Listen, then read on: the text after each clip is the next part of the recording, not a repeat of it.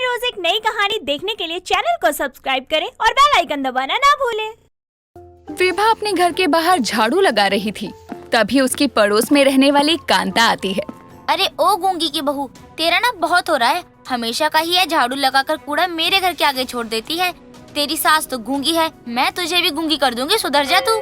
Aunty जी, मेरी सास गूंगी है, इसका मतलब ये नहीं कि मैं भी गूंगी हूँ। आप अपना ध्यान रखो, कहीं मुझसे फालतू बहस करने के चक्कर में आप ही ना गूंगी हो जाओ। तू मुझसे इतनी बदतमीजी से बात करेगी? रुक, अभी तेरी सास को बुलाती हूँ। वो आएगी ना तो तेरी अकल ठिकाने लगाएगी अच्छे से। बड़ों से बात करने की तमीज ही नहीं है तुझे तो। अरे माँ जी तो मेरी अकल ठिकाने बाद में लगाएंगी, लेकिन मैं तो अभी आपकी अकल और आपको ठिकाने पर लगा देती हूँ। मुझसे फालतू बोल रही हो, पता है ना मुझसे बातों में कोई नहीं जीत सकता। तो मुझे तुझसे जीत कर मिलेगा भी क्या? अक्ल तो है नहीं तुझ में। बस इतना कह रही हूँ कि तुझे जो भी करना है कर, मुझे उससे मतलब नहीं है, लेकिन तेरा कूड़ा मेरे घर के बाहर नहीं आना चाहिए। अब तो मैं भी देखती हूँ कि ये कूड़ा आपके घर के बाहर कैसे नहीं आता है। विभा को अगर किसी काम को करने से मना किया जाए ना, तब तो मैं वही काम करती हूँ और कोई रोक भी नहीं सकता। अच्छा जी, अब तू मुझे धमकी दे रही है? तुझे पता है ना तेरी सास की बहुत अच्छी सहेली हूँ, तू फिर भी मुझसे इतनी बदतमीजी से बात करती है, अब धमकी भी दे रही है। मैं तो वैसे ही बात कर रही हूँ जो आपको समझ आए, और मेरी सास को कुछ बता दिया ना तो अच्छा नहीं होगा, फिर माफी मांगती रह जाना आप। अब तो देख, अभी मैं जाकर तेरी सास को बोलती हूँ कि तू मुझसे कैसे बदतमीजी से बात कर रही है।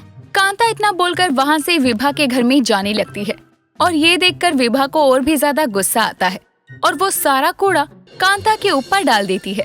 अब आया मजा? इतनी देर से मैं समझा रही थी कि मुझसे पंगे मत लो, लेकिन आपकी मोटी बुद्धि में मेरी बात गई ही नहीं, तो मुझे ये करना पड़ा। अब शांति से अपने घर जाओ और खुद को साफ करो। विभा कांता पे कूड़ा डालकर जैसे ही पीछे मुड़ती है तो देखती है कि वहाँ उसकी सास सरिता खड़ी थी। अपनी सास को बाहर देखकर विभा की बोलती ही बंद हो जाती है। अब क्या हुआ? अब कुछ बोल। अभी तो तेरी जुबान रुकने का नाम नहीं ले रही थी, और अब क्या हुआ? अब क्यों शांत खड़ी हो गई? देख रही है सरिता तू अपनी बहू के लक्षण? मैंने इसको जरा सा क्या कह दिया, इसने तो मुझसे बदतमीजी से बात करना शुरू कर दिया और फिर सारा कूड़ा मेरे ऊपर ही डाल दिया। सरिता इतना कहती है और फिर वहाँ से विभा को लेकर घर में चली जाती है। विभा हमेशा से ही अपनी सास के आगे बिल्कुल चुप हो जाती थी और कुछ भी नहीं बोलती थी। ऐसे ही कई दिनों तक चलता है। कुछ दिनों बाद विभा अपने पति अमन से बहुत बहस कर रही थी। अमन, तुम्हें मेरी बात समझ क्यों नहीं आ रही है? मैं तुम्हारे साथ बाहर नहीं जा सकती। क्यों नहीं जा सकती यार? हम शादी से पहले तो हमेशा ही घूमने जाते थे ना, तो अब अचानक से क्यों नहीं जाना? इतने दिन हो गए हैं, हम कहीं बाहर घूमने तक नहीं गए हैं। लेकिन आज मैंने अपने दोस्तों के साथ प्लान बना लिया है, अब मेरे प्लान पर तुम पानी मत डालो। अच्छा, तुमने अपने दोस्तों के साथ प्लान बना लिया है और मुझसे पूछा तक नहीं? और जब तुमने मुझसे पूछा तक नहीं तो अब क्यों पूछ रहे हो? जाओ अपने दोस्तों के साथ ही घूमो। मेरे दोस्त अकेले नहीं जा रहे हैं, उनकी पत्नियां भी आ रही हैं साथ में। यार तुम मना कर दोगी तो मैं क्या बोलूँगा उन्हें? तुम्हें जो भी बोलना है वो तुम खुद सोच लो, लेकिन मैं तुम्हारे इस प्लान का हिस्सा नहीं हूँ। अच्छा, नहीं जाना तुम्हें तो ठीक है, मैं कुछ नहीं बोलूँगा, लेकिन तुम मुझे ना जाने का एक वाजिब कारण तो बता दो, मैं मान जाऊँगा। तुम्हें कारण की जरूरत पड़ भी कैसे सकती है? अरे माँ जी घर पर अकेले हैं और हम दोनों बाहर घूमने जाए, ये अच्छा लगता है क्या? अरे माँ के बारे में तुम क्यों सोच रही हो? माँ को तो वैसे भी आदत है अकेले रहने की, और हम कौन सा हमेशा के लिए जा रहे हैं? थोड़ी देर की तो बात है, फिर तो हम वापस ही आ जाएंगे ना। मैं नहीं जाने वाली, चाहे जो हो जाए। अब तुम देख लो कि क्या करना है। विभा की बातें सुनकर अमन को बहुत ज्यादा गुस्सा आता है और वो वहाँ से चला जाता है। विभा हर किसी के आगे बक बक करती रहती थी, लेकिन हमेशा ही अपनी सास के आगे शांत हो जाती थी।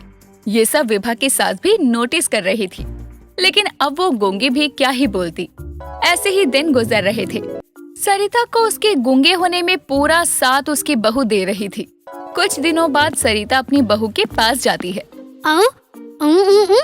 माँ जी बोल नहीं सकती और मैं इतनी बड़बोली हूँ, माँ जी को लगेगा कि मैं उनका मजाक बनाती हूँ उनके आगे बातें करके, लेकिन माँ जी की बात का जवाब भी नहीं देती तो बुरा भी लगता होगा। माँ जी जैसे तैसे कोशिश करके मुझसे अपनी बात करती हैं। विभा को अपनी सास की बात समझ तो आती है, लेकिन वो अपनी सास की बातों का जवाब नहीं देती और रसोई से खाना लेकर अपनी सास को दे देती है। सरिता को भी काफी बुरा लगता है कि उसकी बहू उससे बात तक नहीं करती है, लेकिन दोनों को एक दूसरे की मन की नहीं पता होती। दिन निकल रहे थे, ऐसे ही घर में सब चलता रहता है। कुछ दिनों बाद कांता अपनी बहू पूनम के साथ सरिता के घर आती है, जहाँ सरिता अपने झूले पर झूला झूल रही थी। अरे माँ जी, जरा सरिता आंटी का झूला तो देखो, कितना अच्छा लग रहा है। आपको पता है माँ जी, मेरा भी बहुत मन था कि हमारे घर में भी कोई झूला होता जिस पर मैं झूलती रहती। तो इसमें कौन सी बड़ी बात है, झूला ही तो है। अरे वो तो सरिता तुझे यूं ही हंसते हुए दे देगी। सरिता को बहुत लगाव है ना मुझसे, इसीलिए वो मना नहीं करेगी तुझे देने से। क्यों सरिता? आई देखा, मैंने सरिता से बस एक बार कहा और सरिता ने मना तक नहीं किया। यही है सरिता और मेरी दोस्ती। सरिता मेरी किसी बात का बुरा नहीं मानती है और न ही किसी बात के लिए मना करती है। हाँ माँ जी, आप दोनों तो सच में बहुत अच्छे दोस्त हो और आप दोनों की इस दोस्ती की मिसाल तो मेरे आँखों के आगे ही है। सरिता आंटी ने झूला जो दे दिया। सरिता वैसे मेरी बात का बुरा मत मानियो, लेकिन तेरी बहू है बहुत बड़बोली। जब देखो बक बक करती रहती है और मुझे तो कभी कभी ये लगता है कि वो तुझे चिढ़ाने के लिए ज्यादा बक बक करती है। हाँ माँ जी, आप सही कह रही हो। अरे आप ही बताओ, जब आप गूंगी हो तो मैंने कुछ गलत थोड़ी कहा था, लेकिन पता नहीं क्या आपकी बहू को मिर्ची लग गई, वो मुझसे लड़ने लग गई। अच्छा सरिता, चाहिए तो मुझे तेरे गले की चेन भी। मुझे तेरी गले की चेन शुरू से बहुत ज्यादा पसंद है। आज तू दे ही रही है तो ये भी दे दे। कांता और पूनम दोनों सरिता के गूंगे होने का फायदा उठाए जा रहे थे।